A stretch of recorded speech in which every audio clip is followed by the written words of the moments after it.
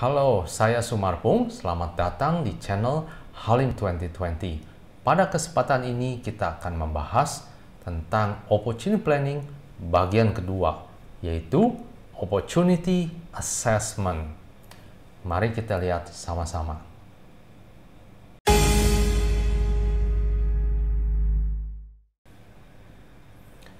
Dan sebagai referensi, ini adalah Corporate Sales Management Engine yang pernah kita bahas di episode-episode sebelumnya.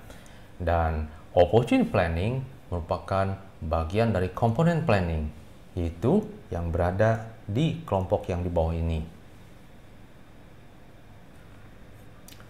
Lalu apa gunanya Opportunity Assessment? Nah, di sini disebutkan bahwa Opportunity Assessment memprovide satu metodologi dalam menganalisa suatu sales opportunity. Dengan adanya metodologi ini, terjadi suatu standar dalam melihat suatu opportunity. Dengan kata lain, semua orang di dalam sales team seharusnya melihat hal yang sama dari suatu opportunity. Misalkan saja, kalau si A melihat opportunity bagus, seharusnya yang lain pun melihat opportunity tersebut juga bagus. Jadi, untuk menghindari kejadian di mana A bilang bagus, B bilang nggak bagus. Nah, agak aneh kan? Opportunity yang sama, tapi pandangannya beda-beda. Nah, dengan adanya metodologi ini, membuat suatu structure dalam melihat suatu opportunity, sehingga semua mempunyai pandangan yang sama. Selain itu juga menjadi repeatable prosesnya. Nah, benefit lain adalah mengenai fokus. Setelah opportunity dianalisa menggunakan metodologi yang standar, kemudian mereka bisa sama-sama mensort opportunity ini. Misalnya, berdasarkan yang paling mudah dimenangkan, yang probability-nya paling tinggi untuk dimenangkan, di sort. Lalu mereka fokus yang atas saja. Atau berdasarkan yang mana yang kemungkinan menangnya besar dan juga worth it. Nah, jadi itulah salah satu benefit dengan menganalisa menggunakan satu metodologi yang standar. Mereka sama-sama bisa memilih-milih opportunity manalah yang menjadi fokus. Selain itu, dengan adanya opportunity assessment yang menggunakan metodologi yang standar ini, hasilnya bisa dipertanggungjawabkan, terutama kepada manajemen.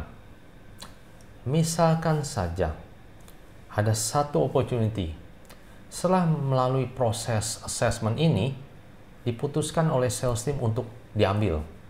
Padahal ini rugi. Nah, tentu di dalamnya ada pertimbangan kan, kenapa rugi tapi diambil. Mungkin saja pertimbangannya adalah untuk mencegah kompetitor jangan sampai masuk ke dalam. Kalau masuk, nanti bisa kacau semua. Nah, jadi dengan kata lain, hasil dari opportunity assessment ini pun merupakan satu dokumen yang bisa disimpan dan dipertanggungjawabkan di kemudian hari jika diperlukan untuk mengetahui kenapa diambil putusan ini atau kenapa diambil keputusan itu. Itulah gunanya dari Opportunity Assessment. Opportunity Assessment menggunakan metodologi yang simple, yaitu berdasarkan 4 pertanyaan ini. Yaitu pertama, apakah sebenarnya memang ada opportunity? Kedua, apakah kita bisa bersaing? Ketiga, apakah kita bisa menang? Dan keempat, kalaupun kita bisa menang, apakah worth it? Nah, sekarang mari kita lihat lebih detail bagaimana cara menganalisa atau melihat suatu opportunity berdasarkan 4 pertanyaan ini. Sebelumnya saya menyatakan bahwa 4 pertanyaan ini merupakan metodologi yang simple dan cukup efektif untuk dipakai sebagai menganalisa suatu opportunities. Nah, 4 pertanyaan ini pun sebenarnya bisa dipakai untuk bidang lainnya. Sebagai contoh, mari kita lihat analogi untuk bidang boxing. Jadi, yang pertama adalah, apakah ada boxing competition? Well, misalnya kita sudah dengar-dengar bulan depan ada boxing competition. Nah, apakah benar? Sudah pasti belum? Jangan-jangan masih belum pasti. Nah, jadi pertanyaan itu adalah untuk memastikan benar ada competition dan kapan. Selanjutnya, apakah kita qualified untuk naik ke atas ring boxing tersebut? Ternyata kompetitornya adalah Mike Tyson. Nah, tentu nggak semua orang kan qualified untuk naik ke atas ring dan bertanding dengan Mike Tyson. Kira-kira itulah gambarannya. Can we compete? Jadi, are you qualified untuk naik ke atas ring? Nah, lalu yang berikutnya, setelah qualified, setelah dianggap qualified naik ke atas ring, lalu setelah di atas ring, bagaimana kemungkinan untuk menang? Kemungkinannya apakah kecil, besar, atau 50-50? Jadi dengan kata lain, kita ingin melihat probability untuk menang di sini. Besar, kecil, atau bisa menang. Nah, mungkin kemungkinan bisa menang itu juga cukup penting, cukup perlu. Nah, berikutnya, setelah di atas ring bertanding dengan Mike Tyson dan sangat mengharapkan karena ada kemungkinan menang nih, chancesnya di atas 50%. Jadi betul-betul berusaha mengeluarkan semua energi, semua teknik, semua strategi untuk memenangkan itu. Ternyata punya strategi yang efektif misalkan untuk menang melawan Mike Tyson. Tapi ternyata baru tahu, wah rewardnya kecil rupanya, duitnya kecil. Jadi rasanya kok kecewa banget, nggak worth it ya. Udah keluar begitu banyak usaha, udah keluarin strategi yang canggih-canggih, rewardnya kecil. Nah, jadi dengan kata lain dari sini kan kelihatan bahwa 4 pertanyaan ini sebenarnya cukup efektif dijadikan sebagai referensi, sebagai tools dalam melihat atau menganalisa suatu opportunity. Nah, sekarang mari kita mulai dengan melihat pertanyaan yang pertama, yaitu is there an opportunity? Nah, di sini ada satu contoh berupa tabel yang isinya pertanyaan-pertanyaan yang lebih detail. Kalau dilihat cukup banyak kan pertanyaannya. Saya nggak akan bacain satu persatu. Silakan Anda lihat sendiri. Saya akan berusaha mencoba untuk meng-highlight kira-kira apa yang ingin diketahui dari masing-masing pertanyaan ini. Basically turunannya ada 5 pertanyaan. Yang pertama, customer project. Di sini kalau saya ambil salah satunya adalah ingin mengetahui siapa yang initiate project ini. Dengan kata lain, project owner-nya. Nah, jawabannya yang kita ingin ambil dari pertanyaan ini, yang kita ingin ketahui dari pertanyaan ini adalah apakah kita tahu atau tidak tahu. Basically itu. Yang kedua, customer business profile. Nah, Anda lihat pertanyaannya ada beberapa. Sekali lagi, saya nggak akan bacain, silahkan lihat sendiri.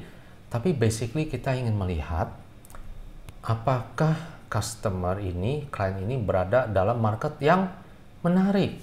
Misalnya, yang sedang berkembang, yang lagi booming, atau sebaliknya, yang lagi menurun. Nah, jawaban yang kita ingin ketahui di sini adalah apakah bisnis profilnya kuat atau lemah. Selanjutnya yang ketiga, customer financial condition. Nah, ini juga ada beberapa pertanyaan, silahkan dilihat sendiri. Basically yang ingin dilihat adalah customer ini sebagai contohnya adalah profitable apa enggak. Ya. Dan jawaban yang ingin kita ketahui dari pertanyaan ini adalah financial condition-nya kuat atau lemah. Berikutnya yang keempat, access to fund. Nah, itu juga ada pertanyaan-pertanyaan detailnya. saya ambil satu aja, yaitu apakah klien ini punya budget? Dan jawaban yang ingin kita ketahui adalah ada atau nggak tahu. Ya. Jadi dengan kata lain, untuk pertanyaan access to fund, basically jawabannya yang kita ingin ketahui adalah ada atau nggak tahu. Yang kelima, compelling event. Nah, mungkin Anda pernah sering atau mendengar tentang istilah compelling event. Basically yang ingin kita ketahui adalah untuk opportunity di dalam klien, apakah ada urgensinya. Nah, kalau urgent berarti, kalau urgent artinya ini harus dilaksanakan. Dan kalau tidak dilaksanakan, ada konsekuensinya. Ya, itu yang dimaksud dengan ada atau enggaknya compelling event. Nah, jawaban yang ingin diketahui dari pertanyaan nomor 5 ini adalah kita tahu atau nggak tahu adanya compelling event. Nah, harap diingat-ingat, coba Anda ingat-ingat jawabannya, antara ada yang tahu, tidak tahu, kuat dan lemah, ya. Nanti di belakang kita akan lihat apa gunanya menjawab pertanyaan-pertanyaan ini. Sekarang kita lanjut dengan pertanyaan yang kedua, yaitu can we compete? Nah, di sini juga ada suatu tabel dengan pertanyaan-pertanyaan yang lebih detail. Tapi kita lihat di sini ada 5 pertanyaan besar juga. Yang pertama, yang nomor 6, formal decision criteria. Anda bisa lihat pertanyaan-pertanyaan detailnya, silahkan dilihat sendiri. Tapi basically di sini ingin melihat apakah ada kriterianya, apakah ada formal prosesnya dalam melakukan decision.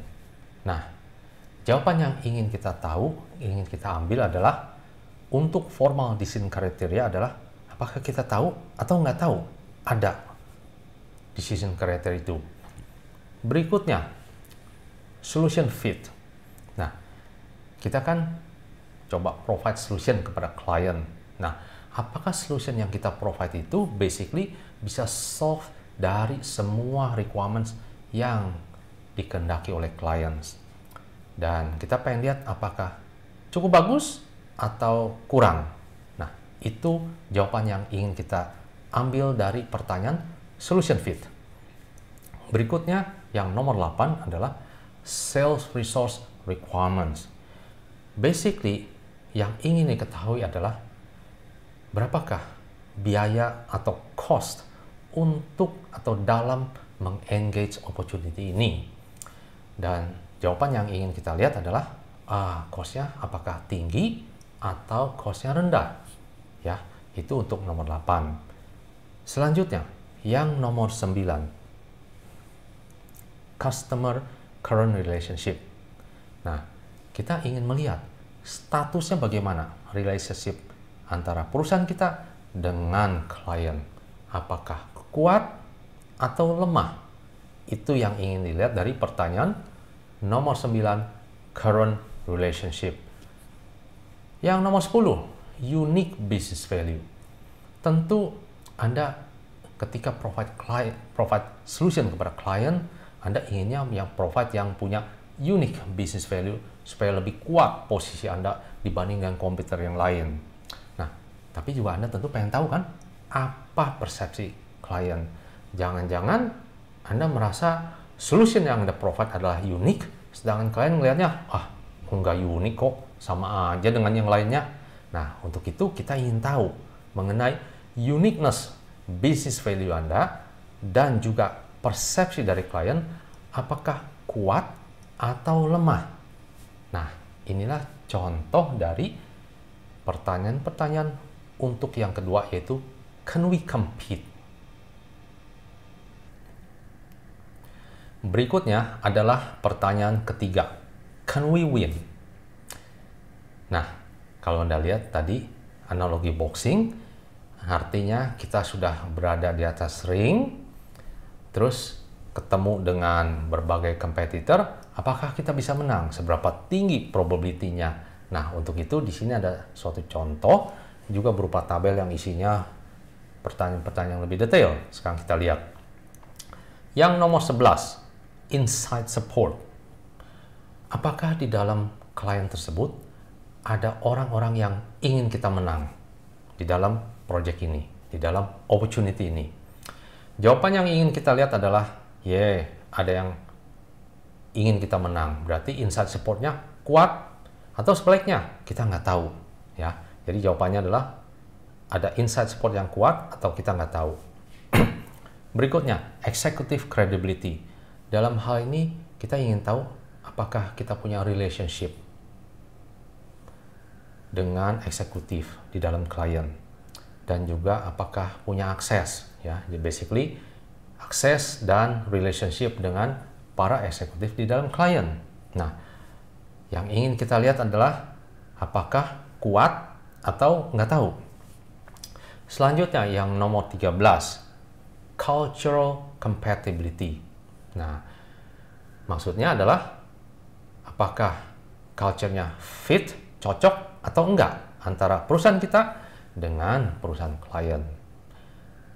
Nah, kelihatannya apa hubungannya nih? Well, sering kita dengar kalau culture-nya nggak fit, itu nanti hubungan sulit sekali. Dalam hal ini kita pun jadi sulit menang, ya.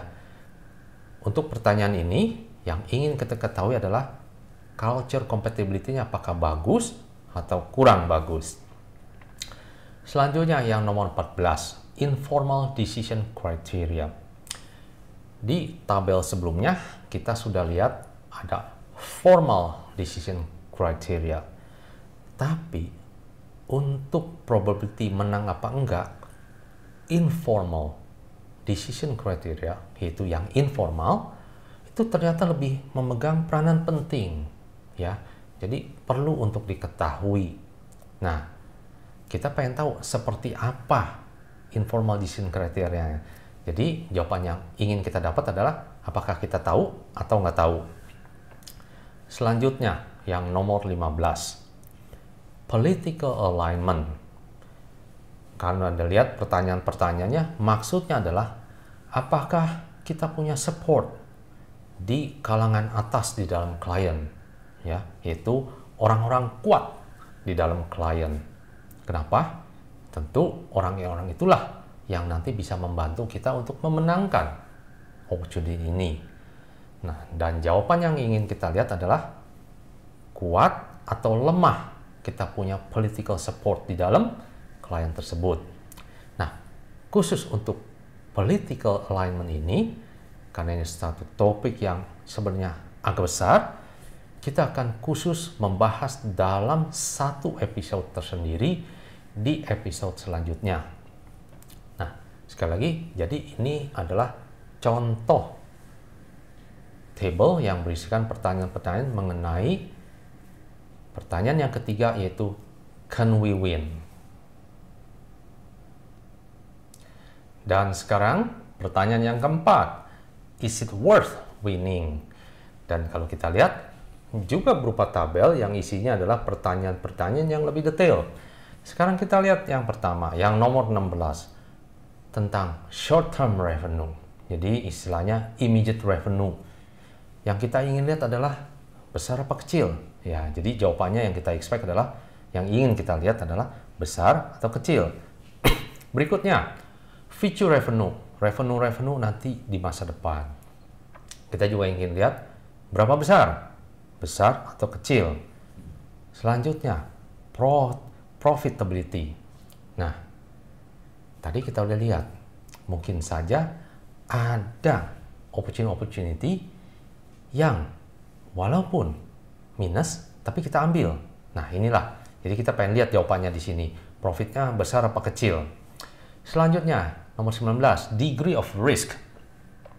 Basically yang ingin kita lihat adalah kemungkinan fail dan apa konsekuensinya. Jawaban yang ingin kita lihat adalah degree of risk-nya besar atau kecil.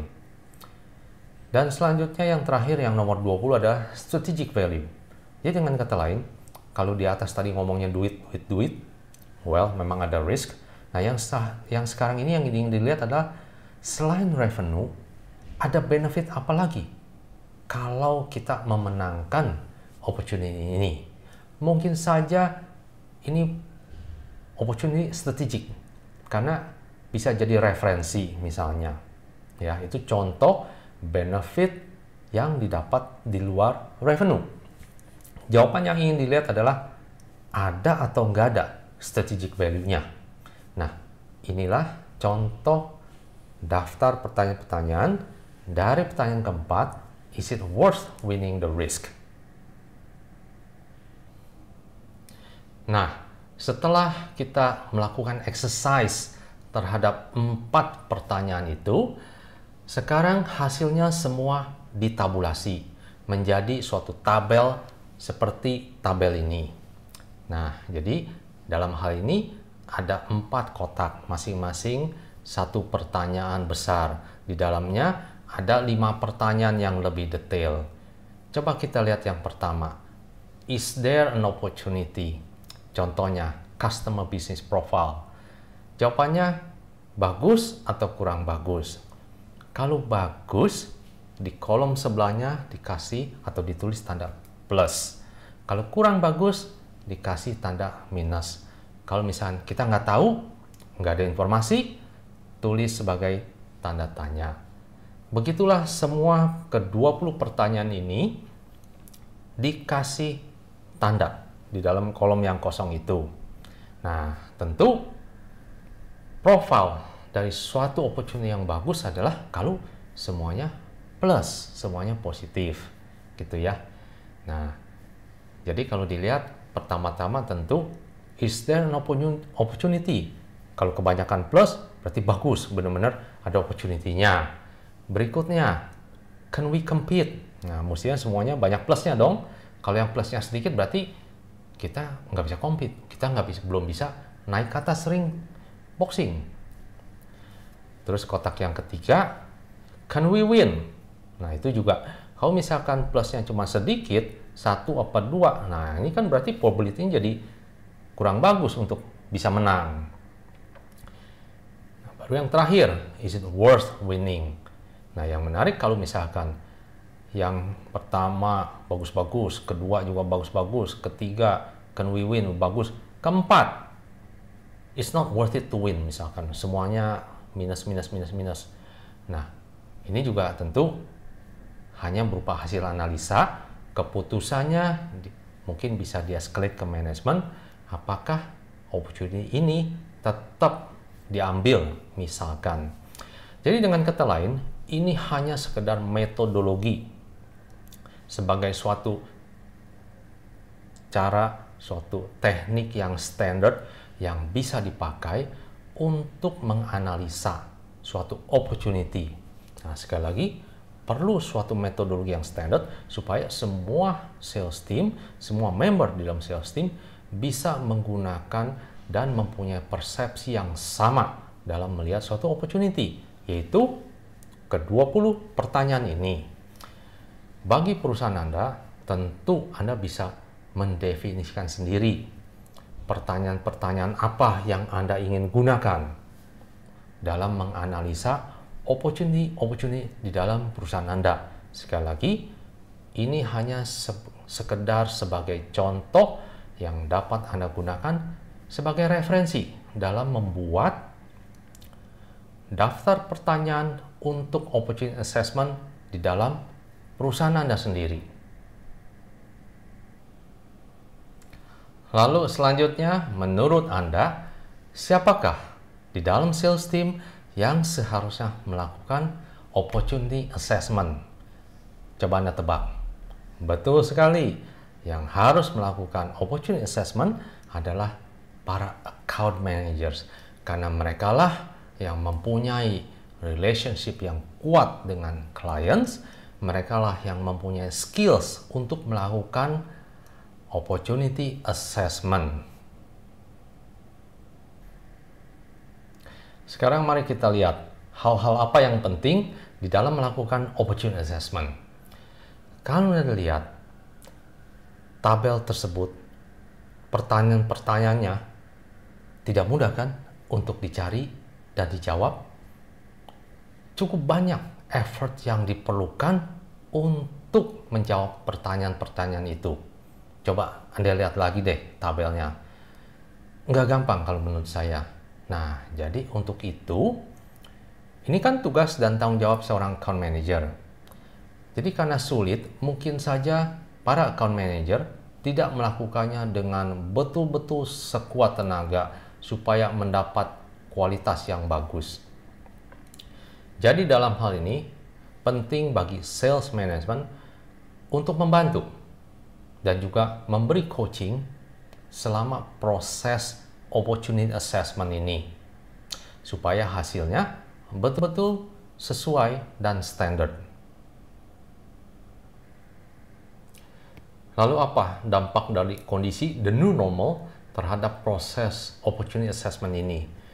Well, kalau dilihat sebenarnya dampaknya adalah pada activities yang memerlukan client interaction, yaitu ketika account manager mengumpulkan informasi.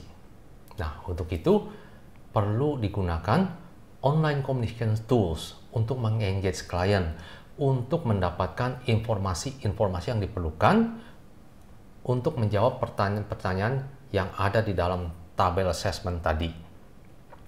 Nah, tentu saja karena interaction-nya bukan face-to-face tapi melainkan online, mungkin kualitas yang didapatkan tidak seperti atau tidak selengkap atau tidak sebaik dengan ketika face-to-face interaction. Ini hal-hal yang perlu diperhatikan selama kondisi the new normal. Sebagai summary, saya ingin meng-highlight beberapa hal. Pertama, proses opportunity assessment itu sejalan dengan stage qualifying opportunities di dalam sales process. Suatu stage yang termasuk critical di awal-awal stage. Kenapa? Karena kalau Anda ingat, ada prinsip garbage in, garbage out. Jadi, kalau misalkan proses opportunity assessment dilakukan asal-asalan, hasilnya jauh dari akurat, ini akan masuk sebagai garbage ke dalam sales process dan tentu akan membebani semua orang di dalam sales team selama menjalankan sales process. Hasilnya pun nggak ada gunanya. Nah, tapi kenapa demikian? Ada salah satu kemungkinannya, yaitu account manager tentu ingin kelihatan bagus kan di awal. Oh, banyak opportunities-nya.